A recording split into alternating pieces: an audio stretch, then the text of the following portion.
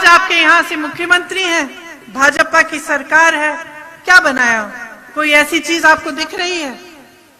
कोई आईआईटी, कोई medical college, पाठशालाएं, अस्पताल, कुछ दिख रहा है? कुछ नहीं किया। तमाम स्कीमें इनकी ऐसी हैं जिनसे आपकी भलाई नहीं होती, इनके बड़े बड़े उद्योगपति मित्रों की भलाई होती है। आप बागबान के मालिकों से पूछिए, किसानों से पूछिए, 63,000 सरकारी पद खाली हैं, आपको नौकरी नहीं मिल रही है, आपको रोजगार नहीं मिल रहा है। कभी आपने पूछा है क्यों?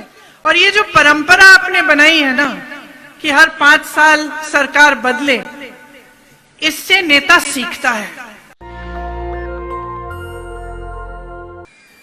आज जैसे आप सबने कहा,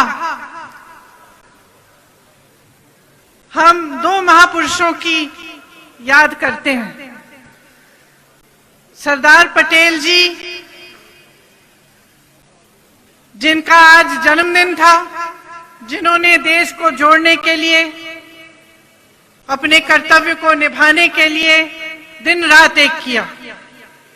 और इंदिरा जी, जो मेरी दादी जी थी, आज उनकी शहादत का दिन है। देखिए, मैंने अपने पिछले भाषण में भी बोला सोलन में कि हिमाचल प्रदेश के साथ, और मैं कहूंगी कि देश के साथ, इंदिरा जी का एक आध्यात्मिक रिश्ता था, प्रेम का रिश्ता था, समर्पण का रिश्ता था, कर्तव्य का रिश्ता था, और एक बहुत गहरा ऐसा रिश्ता था जो आजकल, आज की राजनीति में कम ही दिखता है। अगर आज उनकी शहादत के 40 साल बाद भी अगर मैं यूपी के किसी छोटे गांव में जाती हूं, जहां आज के आधुनिक समय में भी पहुंचना मुश्किल होता है, और वहां मुझे कोई मिलता है जो कहता है कि दीदी आपकी दादी आई थी, हमने उनके लिए यहाँ पे खीर बनाई, आपके लिए भी वही खीर बना के हम आपको देना चाहते हैं। या हिमाचल के किसी गांव में मैं जाती हूँ तो कोई कहता है कि हमने आपकी दादी जी को देखा था, और आदर के साथ, प्रेम के साथ ये बातें कही जाती है। तो ये क्यों है, मैं आपसे पूछना चाहती हूँ। क्या खासियत थी इंदिरा जी में कि आज 40 साल बाद भी देश भर में उनके प्रति सम्मान, आदर की भावना है? उनके गुजर जाने के बाद देश की राजनीति बहुत बदल चुकी है। आप सब मुझसे अच्छी तरह जानते हैं, आज की राजनीति में पैसों का बोलबाला है, स्वार्थ का बोलबाला है, मीडिया बाजे वादे किए जाते हैं। लेकिन उस समय, इंदिरा जी के समय ऐसा नहीं था। इसीलिए आज भी जब देशवासी उस समय को देखते हैं तो उनके मन में इंदिरा जी के प्रति आदर है, सम्मान है। जब हिमाचल बना, इंदिरा जी आई थी शिमला, उन्होंने भाषण दिया, बर्फ पड़ रही थी, फिर भी आप सब, शायद आप में से कोई है जिनके दादा दादी, नाना नानी उस समय थे, खड़ी रही जनता उनकी बातों को सुनने के लिए। जो विश्वास उनके बीच और जनता के बीच में था वो टूटा नहीं। उस समय शायद आप जानते नहीं होंगे, लेकिन देश में माहौल ये था कि लोग कह रहे थे कि ये प्रदेश बना रहे हैं, ये प्रदेश चल नहीं पाएगा, चलाने के लिए पैसा नहीं है, ये इंदिरा जी गलत कर रही हैं। लेकिन इंदिरा जी का विश्वास था आप पर, वो जानती थी कि हिमाचल प्रदेश को हिमाचल की जनता बनाएगी। तो इंदिरा जी को पूरा विश्वास था कि आप ही हिमाचल प्रदेश को बनाएंगे। उस समय परमार जी मुख्यमंत्री बने और उन्होंने आपके लिए काम करके दिखाया। उसके बाद वीरभद्र सिंह जी भी आए, तमाम कांग्रेस के मुख्यमंत्री आए, आपने देखा कि काम क्या क्या हुआ। यहाँ हिमाचल को बनाने वाले, हिमाचल के किसान, हिमाचल के कर्मचारी, हिमाचल के युवा जो सेना पे हमारे लिए खड़े होकर अपनी जान पर खेलते हैं, उन सब ने हिमाचल को बनाया। तो जब चुनाव आता है तो आपको कहा जाता है कि यहाँ की परंपरा बदलिए। अब देखिए, ये सांस्कृतिक और सामाजिक परंपराओं का प्रदेश है, उसी की भूमि है। मैं जानती हूं मंडी में शिवरात्रि का 7 दिन का उत्सव होता है, कुल्लू में दशहरे की परंपरा है, नाटी लोक नृत्य की परंपरा है, देश के प्रति समर्पण की परंपरा है। यहाँ के युवा, जैसे मैंने कहा, सेना में भर्ती होते हैं, देश की रखवाली करते हैं। यहाँ के कर्मचारी देश के लिए दिन रात एक करते हैं, सेवा करते हैं, मेहनत करते हैं। यहाँ की परंपरा ये भी है कि पढ़ लिख कर आगे बढ़ते हैं लोग, कुछ बनाते हैं अपने जीवन का। आप खुददार लोग हो, आपने ये प्रदेश बनाया है, आपको गर्व होना चाहिए इस प्रदेश पर और अपनी परंपराओं पर। जब आपको कहा जाता है कि परंपरा बदलिए, तो मैं इससे सहमत नहीं हूं, और इसकी एक वजह है। मैंने आपसे कहा कि आज की राजनीति बदल चुकी है। आज की राजनीति में स्वार्थ बहुत देखा जाता है। कई नेता ऐसे होते हैं जो आपके सामने आकर कुछ बोल लेते हैं, लेकिन उसका कुछ मायना नहीं होता। और ये जो परंपरा आपने बनाई है ना कि हर 5 साल सरकार बदले, इससे नेता सीखता है, इससे नेता को समझ में आता है कि मेरे 5 साल हैं, या तो मैं करके दिखाऊं या मुझे खदेड़ा जाएगा। और ये एक बहुत अच्छी परंपरा है बहनों और भाइयों, इसको मत बदलो, नुकसान आप ही का होगा। और मैं कहना चाहती हूं कि आपकी भी परंपरा है पुरानी। 1862 में भी यहाँ पे एक वजीर होते थे, नरोत्तम, उनका शासन था, बहुत लगान वसूलते थे, जनता का हक मारते थे, मदद नहीं करते थे जब कोई दुखी होता था, संकट आता था किसी पे। आपने उनको उस समय हटा दिया। तो आज की राजनीति में तो और भी महत्वपूर्ण बात है कि आप अपने अनुभव पर चलिए, आप सोच समझकर अपना वोट डालिए। आप ही देखिए कि 5 सालों में आपके लिए किया क्या। हाँ, ये सच है कि बड़े बड़े नेता हिमाचल के हैं, लेकिन उन्होंने अपने लिए किया कि आपके लिए किया। यहाँ के मुख्यमंत्री हैं, क्या किया है इस पूरे जिले के लिए? शायद अपने दायरे में, अपनी विधानसभा में काम किया, उसके बाहर क्या किया? यहाँ के युवाओं की क्या स्थिति है? क्या रोजगार बने हैं? यहाँ कितने युवा बैठे हैं, जरा हाथ उठाओ, बताओ। रोजगार मिला है पिछले 5 सालों में? क्यों नहीं मिला? आपको मालूम है कि 63,000 नौकरियां खाली पड़ी, पद खाली पड़ी हैं, सरकारी पद हैं। 63,000 सरकारी पद खाली हैं, आपको नौकरी नहीं मिल रही है, आपको रोजगार नहीं मिल रहा है। कभी आपने पूछा है क्यों? क्योंकि नियत नहीं है। आपके लिए सेना की भर्ती को देखिए, अग्निवीर ले आए। आप कह रहे हैं देश को कि आप देश के लिए शहीद होने के लिए आप तैयार हैं।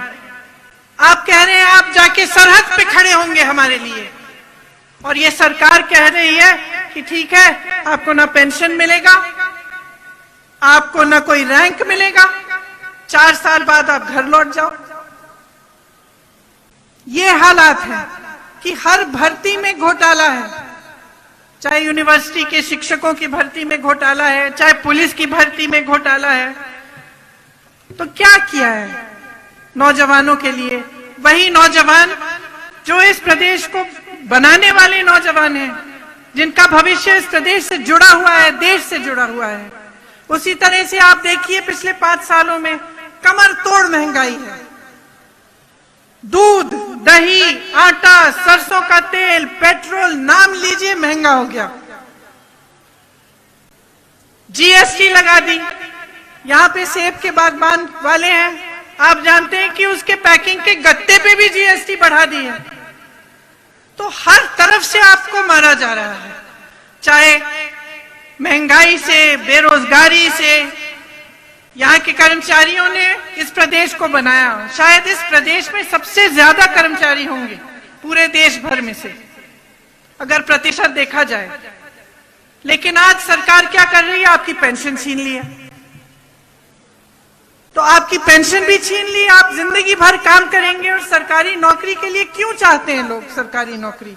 क्योंकि एक आशा होती है कि नौकरी के बाद भी जब मैं बूढ़ा हो जाऊंगा तो मेरी कोई सुरक्षा होगी, एक सिक्योरिटी होगी।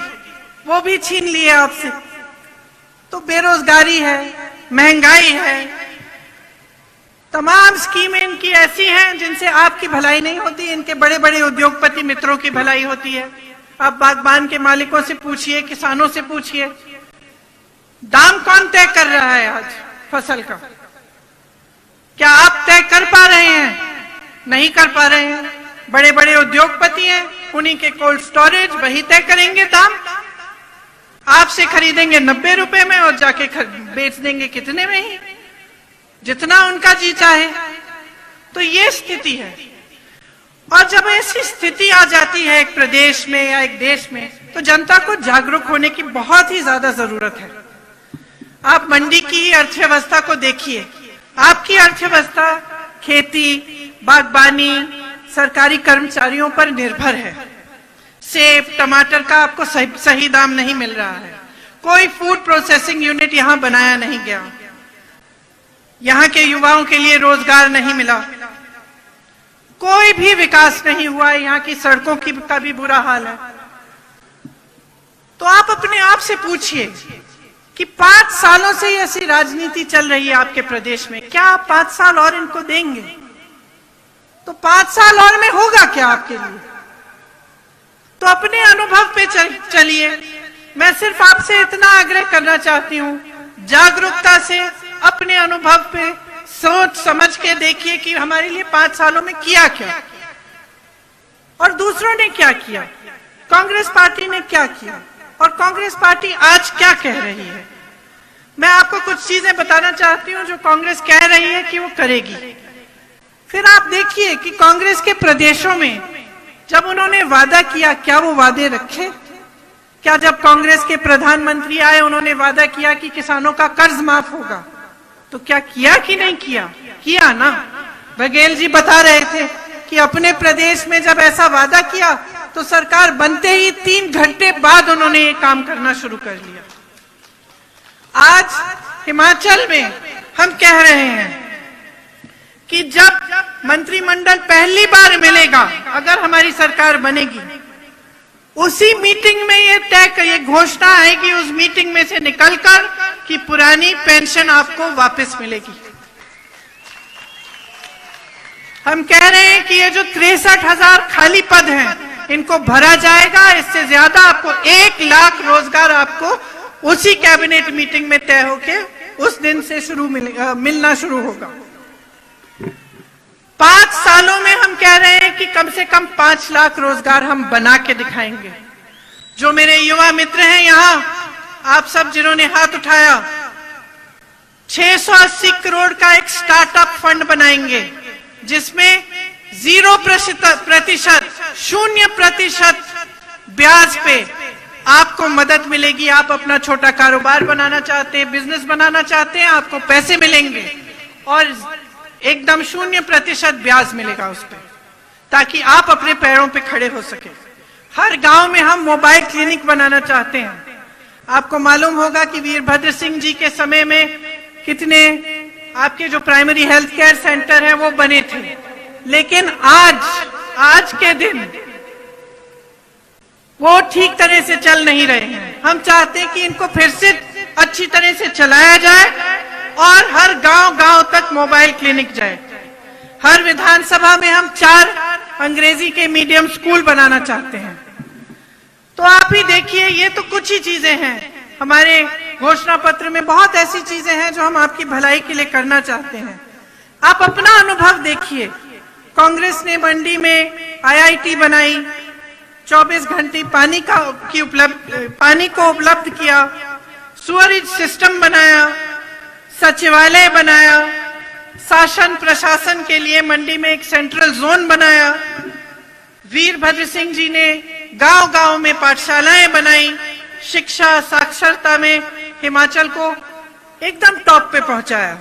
मंडी में मेडिकल कॉलेज भी बनवाया और आज आपके यहां से मुख्यमंत्री हैं, भाजपा की सरकार है, क्या बनाया? कोई ऐसी चीज आपको दिख रही है? कोई आईआईटी, कोई मेडिकल कॉलेज, पाठशालाएं, अस्पताल, कुछ दिख रहा है? कुछ नहीं किया। तो ये वही राजनीति है जिसके बारे में मैं बात कर रही थी। स्वार्थ की राजनीति है। आपके सामने आकर कुछ भी वादा हो सकता है, लेकिन वो जमीन पे नहीं उतरेगा, वो सच्चाई में नहीं बदलेगा। तो आप ही सोचिए कि आगे 5 सालों में आप चाहते क्या हैं। मैं तो कहती हूं कि सरकार बदल दीजिए, अपना भविष्य बदल दीजिए। आपसे इन्होंने पुराना पेंशन छीना, हम आपको पुराना पेंशन वापस देंगे। आपसे डिग्री छीनी, आपसे रोजगार छीना, हम आपको देना चाहते हैं। सैनिकों के लिए इन्होंने ये अग्निवीर की स्कीम निकाली, हम आपको रैंक और आपका पेंशन देना चाहते हैं। हम आपको शिक्षित करना चाहते हैं, आपके प्रदेश को आगे बढ़ाना चाहते हैं। जितने भी यहाँ नेता बैठे हैं और जो हमारे प्रत्याशी हैं, वो आपके प्रति समर्पित हैं, आपके लिए दिन रात एक करके दिखाएंगे। इसीलिए इस चुनाव में अगर आप अपना मन बनाएं और एक बार फिर वही परंपरा रखें जिनको ये तोड़ना चाहते हैं, कांग्रेस की सरकार बनाएं, तो आपको खुद अनुभव होगा कि एक नई राजनीति, एक अलग राजनीति जो आपकी भलाई के लिए चलती हो, जो आपके हित में काम करती हो, वो आपको दिखेगी। तो मैं आशा करती हूं, आप सबने मेरी बातों को बहुत ध्यान से सुना है। मैं आशा करती हूं कि वोटिंग के दिन भी आप मेरी बातों को याद रखेंगे और अपने लिए ही, अपने बच्चों के भविष्य के लिए और एक ऐसी राजनीति के लिए जो आप ही को आगे बढ़ाना चाहे, उसी के लिए आप वोट देंगे।